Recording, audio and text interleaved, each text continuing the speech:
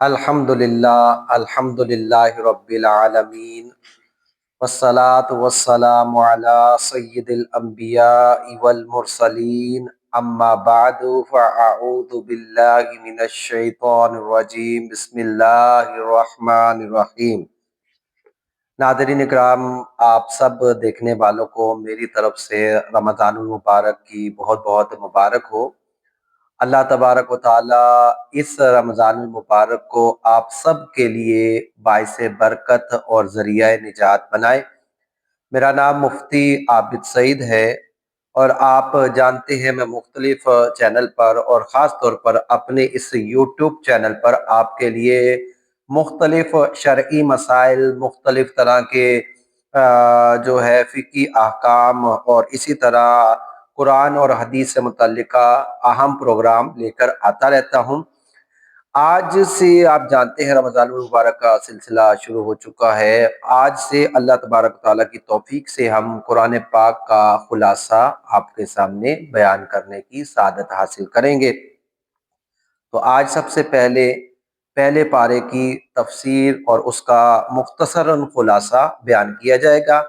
आप मेरी इस वीडियो को देखें भी और इसको लाइक करें और अगर हो सके तो इन वीडियो को आगे शेयर भी कीजिए और दीन को फैलाने के लिए आप इस सदका जारिया के साथ हमारे इस चैनल की वीडियोस को शेयर भी कीजिए। तो सबसे पहले इब्तिदा करते हैं सूरह फातिहा से। सूरह फातिहा की अगर बात की जाए तो जो कुरानी तरतीब है उसके एतबार से ये पहली सूरत है और तरतीब नुज़ूल के एतबार से ये पाँचवीं सूरत है। इस सूरत के मुख्तलिफ नाम भी जिक्र किए गए हैं। इसको फातिहातुल खिताब भी कहते हैं, इसको सूरह दुआ भी कहते हैं, इसे सूरह शिफा भी कहते हैं, इसे सूरह कंज भी कहते हैं। इस सूरत को सूरह वाफिया, सूरह काफिया और सूरतुल हम्द से ताबीर किया जाता है। कुरान पाक की इस सूरत के अंदर अल्लाह तबारक व तआला ने निहायत जामइयत रखी है और कुरान पाक के तकरीबन तमाम के तमाम जो है मसाइल अल्लाह तबारक व तआला ने इस सूरह फातिहा के अंदर बयान कर दिए हैं। इसके अंदर अल्लाह तबारक व तआला की इबादत का भी जिक्र है। इसके अंदर इस्तिआनत जो है, मदद तलब करना, इबादत करना, ये अल्लाह तबारक व तआला की ज़ात के लायक है। उसी से इबादत, उसी की इबादत की जाएगी, उसी से इस्तिमदाद की जाएगी और उसी से मदद तलब की जाएगी। उसी के बारगाह में हम अपनी दुआएं, इल्तिजाएं पेश करेंगे और हिदायत की जितनी भी जो चीज़ें हैं वो सारी की सारी हम अल्लाह तबारक व तआला से ही मांगेंगे। तो इस एतबार से ये सूरत जो है वो निहायत जामे सूरत है। इसके बाद अल्लाह तबारक व तआला ने जो कुरान पाक की सबसे बड़ी सूरत सूरतुल बकरा वो भी इसी पहले पारे के अंदर जिक्र की है। सूरह बकरा की अगर बात की जाए जो कुरानी मुसहफ की तरतीब है तो कुरानी मुसहफ की तरतीब के एतबार से ये दूसरी सूरत बनती है और तरतीब नुज़ूल के एतबार से ये 87 यानी 87 नंबर सूरत बनती है। ये कुरान पाक की सबसे तवील सूरत है और ये मदनी सूरत है।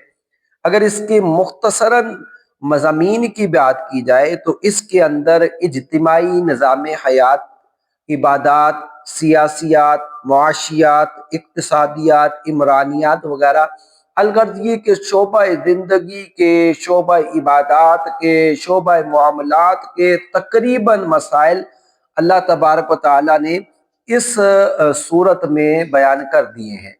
इस सूरत का जो नाम है इसको बकरा कहने की वजह भी यही है कि इसके अंदर अल्लाह तबारक व तआला ने एक गाय का जिक्र किया है और वो गाय की तफसील इंशाअल्लाह हम आगे बयान करेंगे।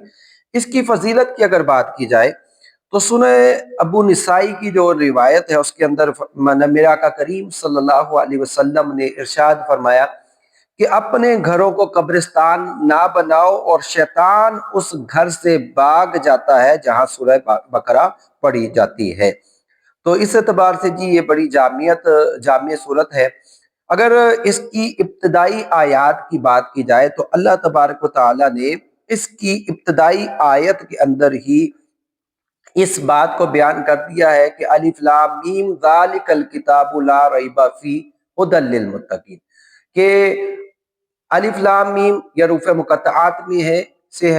اللہ نے فرمایا کہ یہ وہ ذیشان کتاب ہے کہ جس کے اندر کسی طرح کا کوئی بھی شک نہیں، اور یہ تمام متقین کے لیے ہدایت کا ذریعہ ہے۔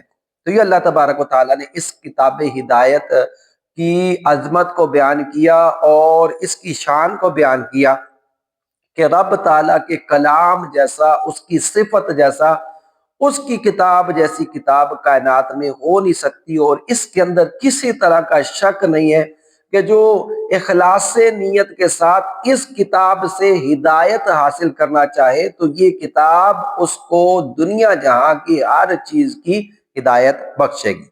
اس کے بعد اللہ تبارک و تعالیٰ نے آیت نمبر 3 سے لے کر 5 تک مومنین کی صفات کو ذکر کیا کہ یؤمنون بالغیب، اور غیب پر ایمان رکھتے ہیں، وہ نماز قائم کرتے ہیں، جو ہم نے ان کو دیا اس میں سے خرچ کرتے ہیں، پہلی کتابوں پر بھی ایمان رکھتے ہیں، اس قرآن پر بھی ایمان رکھتے ہیں، اور آخرت کے دن پر یقین رکھتے ہیں۔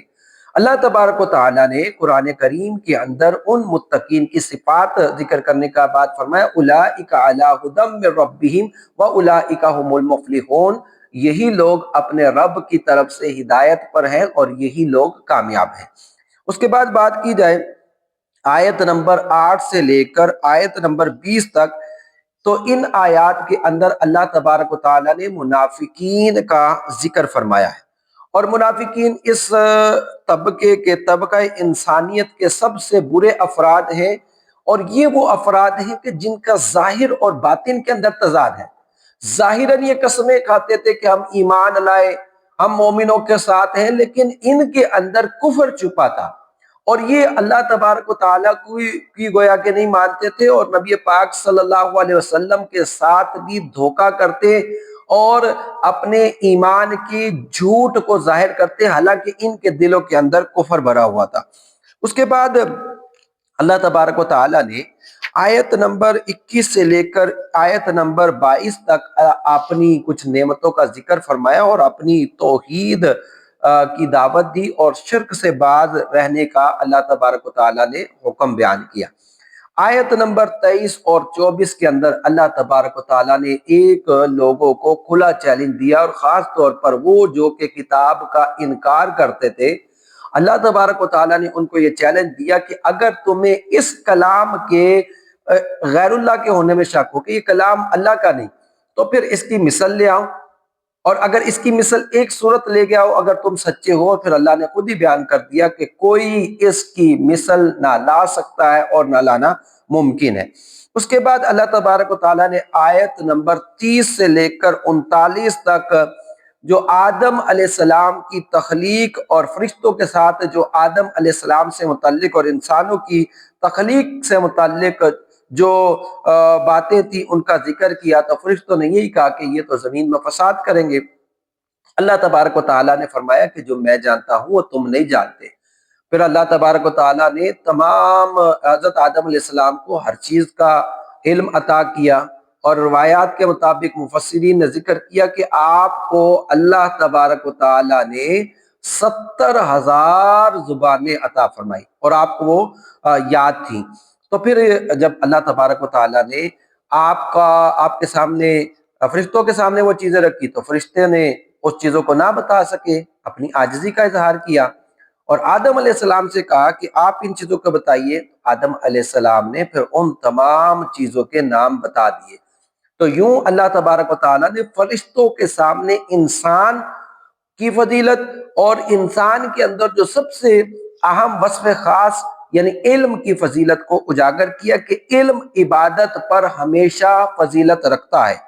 اب جب یہ سب کچھ ہو گیا، اللہ تبارک و تعالیٰ نے تمام فرشتوں کو سجدہ کرنے کا حکم دیا، سب نے سجدہ کیا، لیکن ابلیس نے انکار کیا، ابا واستکبر وکان من الکافرین، اب اس نے انکار کیا، تکبر کیا، اور اللہ تبارک و تعالیٰ نے کہا کہ وہ کافرین میں سے ہو گیا۔ اس کے بعد جو اگلے دو رکوع ہیں اس کے اندر بنی اسرائیل کا ذکر ہے۔ بنی اسرائیل کا اگر پس منظر دیکھا جائے تو بنی اسرائیل، حضرت اسرائیل یعقوب علیہ السلام کا لقب تھا، اور یعقوب علیہ السلام کی جو اولادیں تھیں ان کو پھر بنی اسرائیل کہا جاتا تھا۔ تو بنی اسرائیل پر اللہ تبارک و تعالیٰ نے ایک خاص فضل کیا کہ ان کو تمام جہانوں پر فضیلت عطا فرمائی۔ اللہ تبارک و تعالیٰ نے ان پر بڑا کرم کیا، ان کو فرعون سے نجات عطا کی۔ اور فرعون کرتا کیا تھا آپ جانتے ہیں کہ ان کے بیٹوں کو ذبح کر دیتا اور بیٹیوں کو زندہ رکھتا، اور اس میں بڑی آزمائش تھی۔ اب ظاہری بات ہے بیٹا ہوتے ہی اس کا گلا کاٹ دیا جائے تو یہ ایک بہت بڑی آزمائش ہے، اور اللہ نے اس کو بلاء عظیم بھی کہا ہے۔ تو پھر اللہ تبارک و تعالیٰ نے موسیٰ علیہ السلام کے ذریعے اس قوم کو نجات عطا کی۔ وہ اس طرح کہ موسیٰ علیہ السلام نے اپنی قوم کو جمع کیا اور لے کر چلے گئے، بیچ میں دریا آیا، لوگوں نے حضرت موسیٰ علیہ السلام سے التجا کی، موسیٰ علیہ السلام نے اپنے عصا کو مارا، اللہ تبارک و تعالیٰ نے آپ کو دریا سے پار لگا دیا، اور فرعون بھی اس میں آیا تو اللہ تبارک و تعالیٰ نے پھر دوبارہ ان دریاؤں کو ملنے کا حکم دیا، اور وہ اس طرح غرق ہو گیا۔ اب اس کے بعد جو سب سے اہم چیز تھی، جب یہ قوم مصر کے اندر چلی گئی تو ان کے لیے پانی کی ضرورت تھی، تو آپ نے پتھروں پر پانی مارا تو اللہ تبارک و تعالیٰ نے ان پتھروں سے 12 چشمے جاری کر دیے۔ پھر اس قوم پر جو اللہ تبارک و تعالیٰ نے کرم یہ کیا تھا کہ ان کے لیے من و سلوہ اترتا تھا، بٹیر اور میٹھا ایک کھانا ملتا تھا، لیکن ان لوگوں نے اس کی قدر نہ کی، اور جو زمین سے پیدا ہونے والی چیزیں ہیں اس کا مطالبہ کیا۔ تو پھر انہوں نے کیا کیا، جو بن مانگے مل رہا تھا، اب وہ محنت اور مشقت سے ان کو حاصل ہو رہا تھا۔ اللہ تبارک و تعالیٰ فرماتا ہے کہ ہم نے ان پر ذلت اور محتاجی کو مسلط کر دیا، اس لیے کہ یہ انبیاء کو قتل کرتے تھے اور اللہ کی آیات کا انکار کرتے تھے۔ اس کے بعد ہوا یہ کہ بنی اسرائیل کے اندر ایک شخص کا قتل ہو گیا۔ اب قاتل بھی حضرت موسیٰ علیہ السلام کے پاس آ گیا اور اس کا قصاص کا مطالبہ کیا۔ بہرحال یہ باتیں چلتی رہیں، کوئی کسی پر الزام لگاتا رہا، کوئی کسی پر الزام لگاتا رہا۔ موسیٰ علیہ السلام کو اللہ تبارک و تعالیٰ نے حکم دیا کہ آپ اپنی قوم سے کہیے ایک گائے ذبح کہیں، اور اسی گائے پر، گائے کو عربی میں بقرہ کہتے ہیں، تو اس جو صورت ہے اس کا نام بھی اسی بقرہ پر ہے۔ تو اللہ کے حکم سے ایک گائے کو ذبح کرنے کا حکم دیا گیا۔ اس قوم نے مختلف طرح کے اعتراض کرنے شروع کر دیے، گائے کیسی ہو، اس کا رنگ کیسا ہو، اس کی عمر کیسا ہو۔ تو بالآخر کرتے کرتے انہوں نے گائے ذبح کی، اور پھر جب اس کو مارا گیا اس کے حصے کو، تو پھر اس نے مقتول نے قاتل کا بتا دیا۔ اس کے بعد اب ان آیات کے بعد ہونا تو یہ چاہیے تھا کہ اس معجزے کو دیکھ کر یہ پھر اپنی نافرمانیاں چھوڑ دیتے۔ تو اللہ فرماتا ہے کہ ان کے دل پتھر سے بھی سخت ہو گئے۔ پتھر کی بھی اللہ نے بتائی کہ پتھر بھی ایسے ہوتے ہیں کہ جن سے نہریں جاری ہو جاتی ہیں، جس سے پانی جاری ہو جاتا ہے، اور کچھ اللہ کے خوف سے گر جاتے ہیں، لیکن یہ پتھروں سے زیادہ سخت ہے۔ پھر آیت نمبر 104 کے اندر اللہ تبارک و تعالیٰ نے فرمایا کہ اے ایمان والو، نبی کو رائنا کا لفظ استعمال نہ کرو۔ اب یہ رائنا ایک ایسا لفظ تھا جس میں ایک پہلو اچھائی کا اور ایک پہلو برائی کا پایا جاتا تھا۔ صحابہ کرام اچھی نیت سے استعمال کرتے تھے، اگر نبی پاک صلی اللہ علیہ وسلم کوئی بات سمجھاتے تو سمجھ نہ آتی صحابہ کو بعض اوقات، تو وہ رائنا کہتے کہ یا رسول اللہ ہماری رعایت کیجیے، لیکن اس کا ایک معنی برا بھی بنتا تھا۔ تو اللہ تبارک و تعالیٰ نے اس لفظ کو استعمال کرنے سے منع فرما دیا، اور بارگاہ نبوی صلی اللہ علیہ وسلم کے ادب کو بیان کیا۔ اس کے بعد اس قوم نے پھر بچڑے کی عبادت شروع کر دی، تو اللہ تبارک و تعالیٰ نے پھر ان کو کہا کہ ان کو ددکارے ہوئے بندر کی شکل دے دی گئی، اور پھر سب کو قتل کر دیا گیا۔ اس کے بعد اللہ تبارک و تعالیٰ نے آخری جو اس کے رکوع نمبر 14، 15 اور 16 ہے، اس کے اندر ابراہیم علیہ السلام کو جو تعمیر کعبہ کا حکم دیا تھا اس کا ذکر کیا۔ تو حضرت ابراہیم علیہ السلام اور حضرت اسماعیل علیہ السلام نے تعمیر کعبہ کی۔ تو تعمیر کعبہ کرنے کے بعد پھر آپ نے دعائیں کی کہ اے اللہ ہمارے اس شہر کو امن والا بنا دے، اور اس کو رہنے والوں کو رزق عطا کر۔ اللہ تبارک و تعالیٰ نے یہ دعا قبول کی، اور آج مکہ کے اندر دنیا جہاں کا رزق موجود ہے۔ پھر اللہ تبارک و تعالیٰ سے دعا کی کہ یہ ہماری جو کاوش ہے ہم نے کی، اس کو قبول فرما۔ اللہ تبارک و تعالیٰ نے یہ بھی پوری کی۔ اور تیسری یہ جو آپ نے دعا کی کہ ان میں ایک رسول بھیج جو ان میں سے ہو اور ان پہ تیری آیات کو تلاوت کریں تو وہ نبی پاک صلی اللہ علیہ وسلم کی شکل میں ظاہر ہوا۔ پھر آخری رکوع کے اندر اللہ تبارک و تعالیٰ نے حضرت ابراہیم علیہ السلام اور حضرت یعقوب علیہ السلام کی جو وصیتیں تھی اس کو ذکر کیا کہ آپ نے اپنی اولادوں کو جمع کیا، اور جمع کرنے کے بعد پوچھا کہ کس کی عبادت کرو گے، تو انہوں نے کہا کہ ہم اسی کی عبادت کریں گے جو حضرت ابراہیم علیہ السلام، حضرت اسحاق علیہ السلام اور دیگر کا جو رب ہے، اور وہ ایک ہی خدا ہے، اس کے علاوہ کوئی خدا نہیں۔ اور آخر کے اندر جو یہود اور نصارہ یہ کہتے تھے کہ نعوذ باللہ ابراہیم علیہ السلام یہودی تھے، عیسائی کہتے تھے نصرانی تھے، اللہ تبارک و تعالیٰ نے فرمایا کہ نہ ابراہیم یہودی تھے نہ وہ نصرانی تھے، بلکہ وہ دین حنیف پر تھے، اور وہ ہرگز مشرکین میں سے نہیں تھی۔ تو آج الحمدللہ پہلے پارے کی تفسیر اور خلاصہ بیان کرنے کی سعادت حاصل ہوئی ہے۔ انشاءاللہ رمضان المبارک کے اندر یہ سلسلہ جاری رہے گا۔ آپ یہ میرا پروگرام دیکھتے رہیں، اور میری یہ جو ادنا سی کوشش ہے اس کو ویڈیو کو آگے شیئر بھی کیجئے۔ جن لوگوں نے میرا چینل سبسکرائب نہیں کیا وہ مہربانی کر کے میرا چینل بھی سبسکرائب کریں۔ وَمَا عَلَيْنَا إِلَّا الْبَلَاغُ الْمُبِينُ۔